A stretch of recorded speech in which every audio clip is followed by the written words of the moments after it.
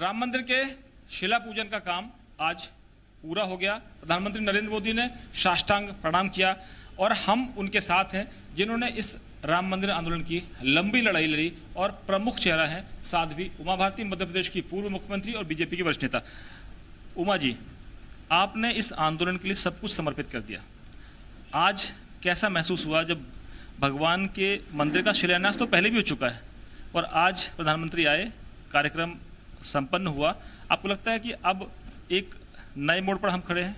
देखिए, इसके पहले जो 2 शिलान्यास हुए वो तो द्वंद्व और संघर्ष में थी। ये तो माननीय सुप्रीम कोर्ट के ऑर्डर से है और पूरे देश की सहमति से। ये तो अद्भुत घटना है कि पूरे देश की इसमें सहमति हुई है, क्योंकि जब माननीय सुप्रीम कोर्ट का ऑर्डर आया तो पूरे देश ने इसको एकात्मता से स्वीकार किया। इसलिए आज का जो शुभारंभ है वो तो सतयुग का शुभारंभ है, त्रेतायुग का ही नहीं, सतयुग का। हम भारत में जैसी एकता देखना चाहते थे वो अब हमें देखने को मिल रही है।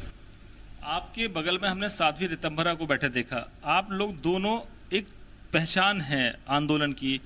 मोहन भागवत जी को हमने देखा जो सरसंघचालक हैं। इसके अलावा अशोक सिंघल जी के परिवार के सदस्य वहाँ मौजूद थे। योगी आदित्यनाथ जो उत्तर प्रदेश के मुख्यमंत्री हैं, उनके गुरु महंत अवैधनाथ जी इस आंदोलन से जुड़े रहे हैं। तो आपको क्या लगता है कि आज इन सब लोगों का जो बलिदान है या इन सब लोगों की जो कहें कि प्रतिज्ञा है वो पूरी हुई? आज तो वो लोग भी मौजूद थे जिनके आपने नाम नहीं लिए। राम और शरद की छोटी बहन पूर्णिमा भी मौजूद थी, दोनों भाई यहीं शहीद हो गए थे। वासुदेव गुप्ता की लड़की भी अयोध्या के ही थे, वो जिनने पहली बार केसरिया पताका ऊपर गाड़ दी थी और उनको ऊपर से ही गोली मार के नीचे गिरा दिया गया था, मरे हुए गिरे थे वो सारे लोग आज वहाँ पे थे। और मैं उनको लेकर के जब प्रधानमंत्री शिलान्यास करके और भाषण वगैरह दे के चले गए तो मैं उनको ले गई वहाँ। हम लोग वहाँ बहुत देर तक बैठे रहे शिलान्यास वाली जगह पे। फिर मैं रामलला के पास भी ले गई उन परिवारों को जिनके लोग शहीद हो गए हैं। इसलिए आज की घटना तो ऐसी अद्भुत है कि मेरे को मैं आपको बता ही नहीं सकती, उसके लिए शब्द नहीं है। आनंद है, आश्चर्य है, विस्मय है, ऐसा भी हो सकता है। माननीय सरसंघचालक जी ने जो आज कहा, मोहन भागवत जी ने, कि हाँ ये हो जाएगा, ये जो विश्वास है इसी के बल पे ये अभियान सफल हुआ है। तो अब मुझे अगला विश्वास हो गया कि गंगा का कार्य भी हो जाएगा। मैं उस समय यही सोच रही थी कि अगला क्या, गंगा भी हो जाएगी। उमा जी, बहुत से ऐसे चेहरे थे जिनका जिक्र मोहन जी ने किया कि लालकृष्ण आडवाणी जी होते तो अच्छा होता। और भी चेहरे हैं, मुरली मनोहर जोशी भी नहीं थे यहाँ, विनय कटियार भी नहीं थे और कल्याण सिंह भी एक प्रमुख चेहरा रहे हैं इस आंदोलन का। आपको लगता है कि ये टीस रह गई, कमी खली, या कोरोना के संकट की वजह से हो या और भी कोई वजह हो? देखिए, जो आनंद के साथ में शिलान्यास संपन्न हो गया, मैंने कहा ना कि ये शिलान्यास अनोखा है, ये पहले 2 से इसकी तुलना नहीं है। ये माननीय सुप्रीम कोर्ट का ऑर्डर पूरे देश के द्वारा सहमति, सानंद स्वीकार, उसके बाद प्रधानमंत्री के द्वारा शिलान्यास हुआ। इसलिए इसके बाद अब इन सब बातों की चर्चा मैं तो नहीं करना चाहूँगी, मैं अपने मुँह से इसमें कोई रंग में भंग नहीं डालूंगी। आपने कभी सोचा था कि आप ऐसे बैठेंगे और देश के प्रधानमंत्री रामलला के सामने साष्टांग दंडवत करेंगे? क्योंकि पहले तो ये होता था कि प्रधानमंत्री आते भी थे तो अयोध्या में रामलला के दर्शन करना दूर समझते थे। प्रधानमंत्री स्वयं बहुत आस्थावान व्यक्ति हैं, नरेंद्र मोदी। ये तो हिमालय में तपस्या किए हुए योगी हैं और वो इस बात को खुद भी कह चुके हैं। पहले हम लोगों के व्यक्तिगत तौर पर मालूम थी ये बात, लेकिन उन्होंने जब खुद ही कहा कि मेरा मन तो हिमालय छोड़ने का था ही नहीं, मुझे तो वहीं से आदेश हुआ कि नहीं तुम्हारा कुछ काम शेष है, जाओ। तो उनके बहुत सारे काम शेष हैं, तो वो तो है ही हिमालय का योगी, बैठा है प्रधानमंत्री की कुर्सी के ऊपर। तो इसलिए उस जैसे महान योगी के द्वारा ही तो ये होना था। आज महंत नृत्य गोपाल दास जी ने, जो राम जन्मभूमि न्यास के और जो ट्रस्ट बनाया गया तीर्थ क्षेत्र, उसके अध्यक्ष हैं, उनका कहना था कि अगर लोग पूछते थे कि कब मंदिर बनेगा, तो हमने कहा था कि जब मोदी और योगी के होते नहीं बनेगा तो कभी नहीं बनेगा, और अब नहीं बनेगा तो कब बनेगा? आपके अंदर जो आज वहाँ पे जो साधु संत बैठे थे, बड़े बड़े लोग बैठे थे जो राम मंदिर आंदोलन से जुड़े रहे हैं, तो उनके अंदर भी वही उल्लास था जैसे आप लोगों ने कभी कल्पना नहीं की होगी कि ऐसा भी दिन आएगा? जो संत लोग वहाँ बैठे थे वो प्रसन्न तो थे, हम भी बहुत प्रसन्न थे। और इसमें जो भूमिका रही है वो तो पूरे 500 साल में जो बलिदान हुए हैं उनकी रही है। और जो इस स्वप्न का दृष्टा था और जो कहता था कि हो जाएगा, वो तो अशोक सिंघल थे।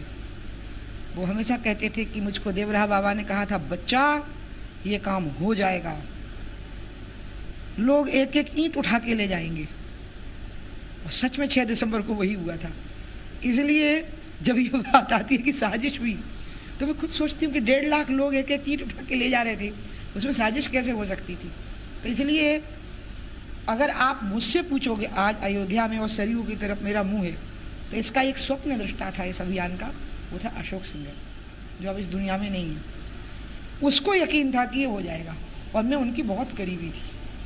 आपकी और रितंबरा जी की क्या बातचीत हो रही थी कि आज ऐसे मौके पर जो 2 चेहरे थे, राम मंदिर आंदोलन के 2 बड़े चेहरे, 2 साध्वियाँ, तेज तर्रार आवाज़, लोग आपसे डरते भी थे, विरोधी जो राम मंदिर आंदोलन के लेकर सशंकित रहते थे, आज दोनों हंसते मुस्कुराते वहाँ पर बैठे हुए थे? नहीं, मैं तो, मुझसे लोग डरते हैं, मैं इसको अच्छा मानती हूँ, क्योंकि मुझसे तो दुष्ट और पापी लोग डरते हैं, अच्छे लोग नहीं डरते। अभी भी डरते हैं और आगे भी डरा के रखूँगी ऐसे लोगों को। लेकिन हम और रितंबरा बहुत अच्छे मित्र भी हैं, तो आपस में जैसे मित्र बातें करते हैं हम हमेशा ऐसे ही करते हैं, बहुत बहुत हंसते हैं, बल्कि फ़ोन पे भी हम बहुत हंसते हैं। जब फ़ोन पे बात करते हैं कभी, तो बहुत लंबी देर तक हंसी चलती है दोनों की। तो हम सहज और आत्मीय हैं। मैं उनसे बहुत स्नेह रखती हूँ, उनका बहुत सम्मान करती हूँ। उन्होंने राम जन्मभूमि आंदोलन के अलावा जो वात्सल्य ग्राम का काम खड़ा किया, वो बहुत बड़ा काम है। आज हमने साध्वी रितंबरा जी को नाचते हुए, खुशी से गाते हुए देखा है और राम नाम की धुन में नाचते हुए देखा है, तो वो बहुत आह्लादित लग रही थी। और स्वामी अवधेशानंद जी से जब हमने कहा, तो उनका कहना था कि ये पूर्वजों का, बड़े संतों का जो तप है वो आज सफल हुआ। ठीक ही तो कहा उन्होंने। मैंने आपको कहा ना कि इसका एक स्वप्न दृष्टा था और वो सुपर कूल कॉन्फिडेंट व्यक्ति था, वो थे अशोक सिंघल। संयोग से अशोक सिंघल जी के संपर्क में मैं 20 से 30 साल रही हूँ। उनकी डायरी में असंभव शब्द नहीं था और बहुत पढ़े लिखे, बहुत बड़े घर के थे वो। आनंद भवन की चर्चा होती है कि मोतीलाल नेहरू ने आनंद भवन दान कर दिया देश को।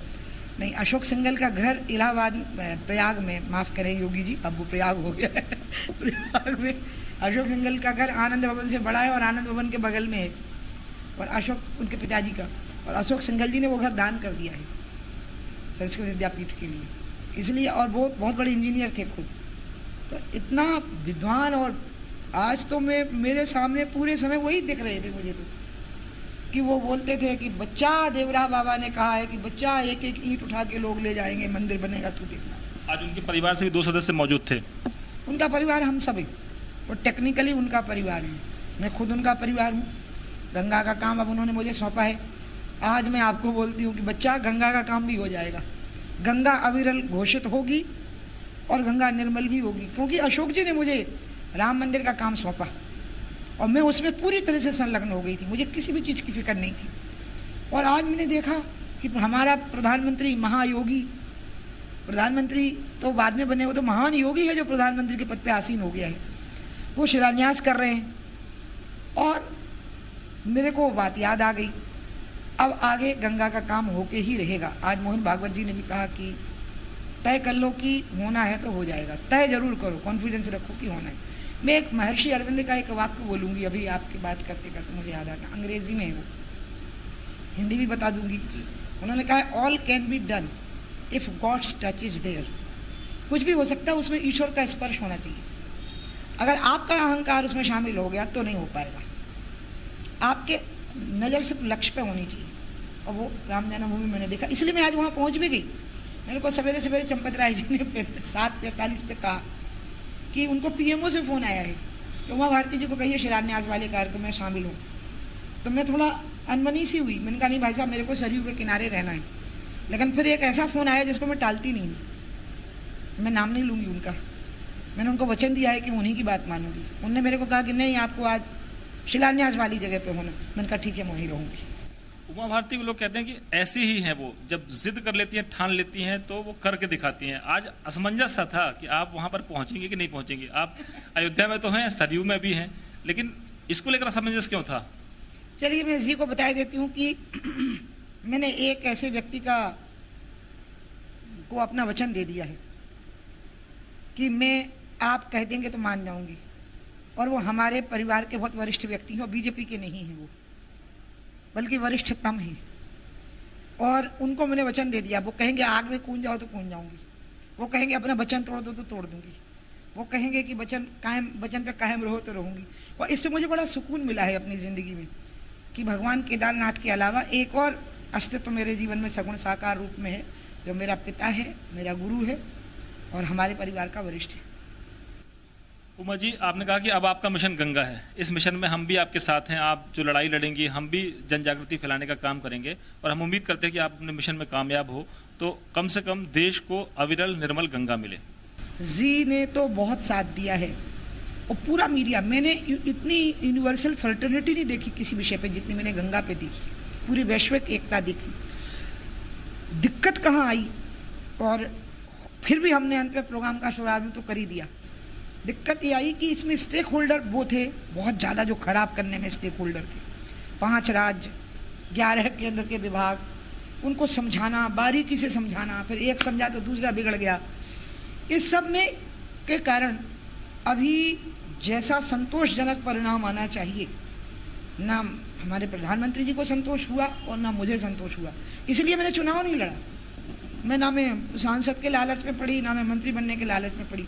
मुझे लगा कि उमा भारती तुम्हारे जैसे भाग्यशाली लोग कितने हो सकते हैं जो तिरंगा के लिए, राम के लिए और अब गंगा के लिए काम पे लगे हों, तो गंगा का काम भी संपूर्ण करूँ।